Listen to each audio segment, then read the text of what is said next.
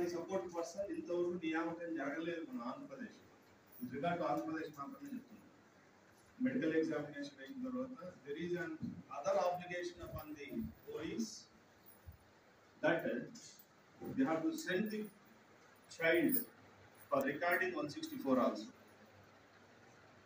ఎందుకంటే ఎవిడెన్స్ ని ప్రిజర్వ్ చేయాల్సిన బాధ్యత కూడా పోలీసుల మీద ఉంటుంది కాబట్టి as far as possible within 24 hours or immediate. ఇక్కడ కూడా ప్రాబ్లమాటిక్ థింగ్ అంటే 2 ఫెయిల్యూర్స్ ఉన్నాయి. ఎప్పుడైతే పోలీసు వాళ్ళు 164 రిక్విజిషన్ తీసుకుపోతారో అక్కడ రూల్ ఏమడిందంటే as far as lady magistrate, if not possible lady magistrate అంటే ఆ రీజన్ పైన రిక్విజిషన్ ఇవ్వాలి.